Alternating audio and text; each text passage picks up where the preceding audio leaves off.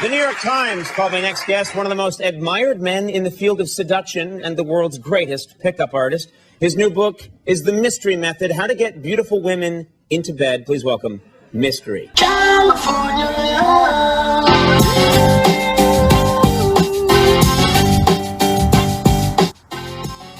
Does the mystery method still work in 2024? Do you love it? Do you hate it? In any case, you can write down in the comments your experience with it, if it worked for you or not, and we are going to share some thoughts about it. My first introduction to the mystery method was when I entered college, and you know, that is the age where hormones start kicking in.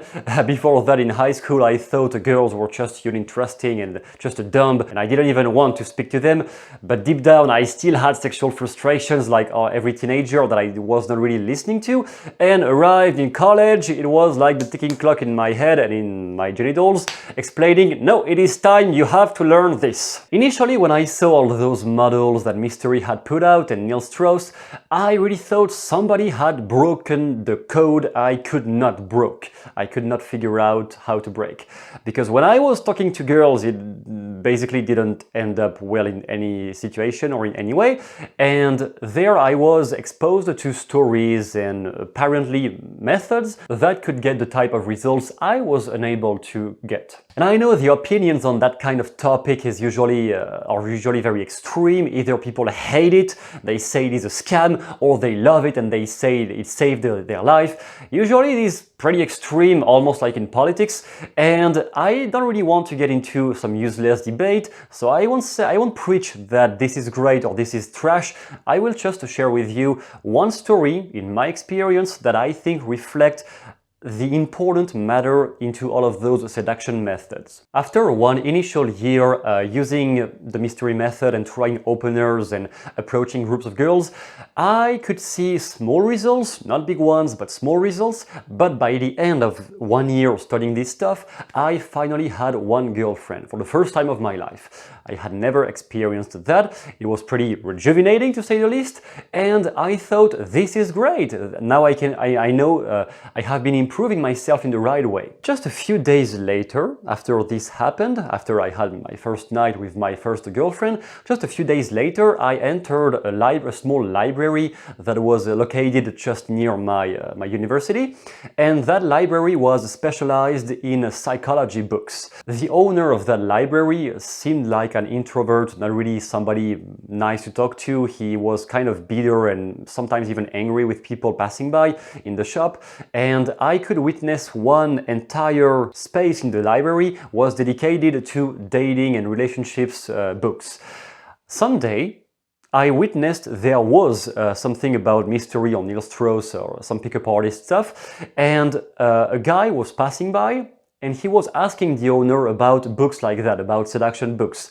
The owner of the library said that all the stuff about Strauss and all those guys is just trash, it is stupid, it is nonsense, it is all bullshit, but this guy was the right guy to listen to, and he pointed out to another book in the library by some guy that I won't name, but that guy by now in our country is a political activist and not in the best part at all. And I just had my ears whistling when he said that the whole Strauss and Msytery stuff was trash.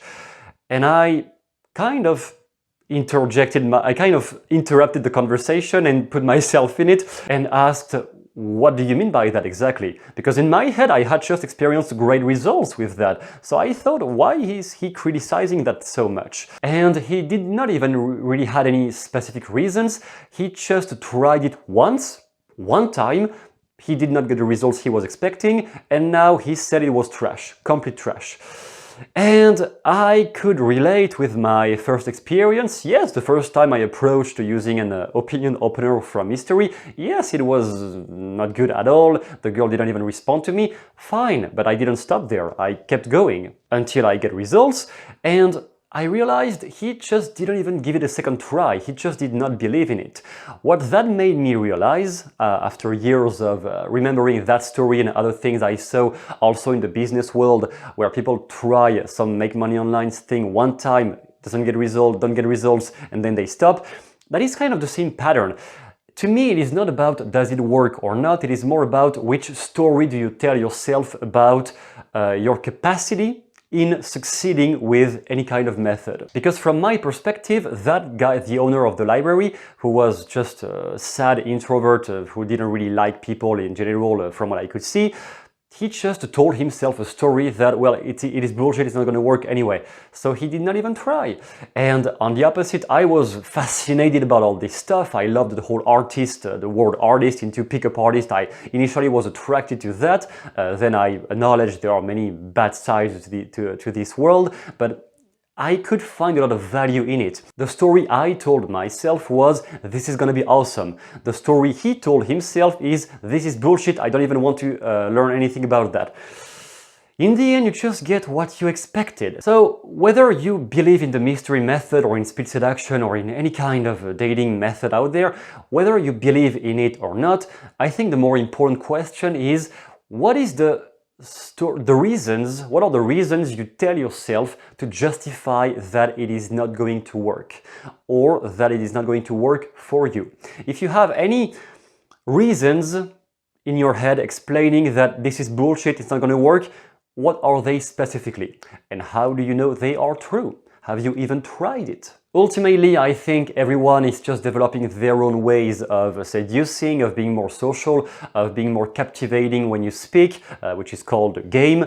I guess everyone is just developing their own methods to get there in the end.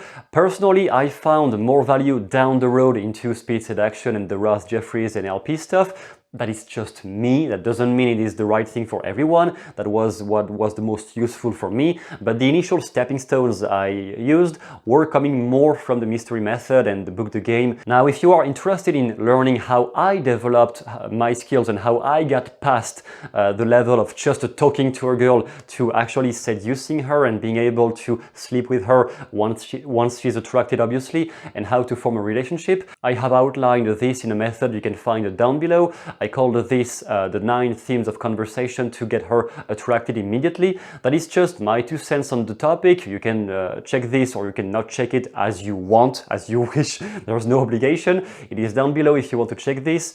This is basically my understanding of how the conversation is supposed to escalate toward sexual exploration from initial attraction. How do you get there, and how do you get there in a gentle way, in a stimulating way for her, not just for you. And also I have included in it a hypnotic track that is something I wish I had when I started to better shape your confidence, better shape a sense of confidence, get rid or decrease the amount of insecurities and anxieties linked with meeting women, the kind of women you like, and building up more confidence about this, and how to develop the intuition for where should I go and how can I meet more women in my life based on my honest, real life circumstances. Because not every advice works based on where you live, based on how tall or short you are. You can always adapt to that, but your unconscious mind, in my perception, always has the answers. So if you want to develop those skills, you have this method down below. Be my guest if you want to check that. And in any case, good luck, never give up, and see you soon.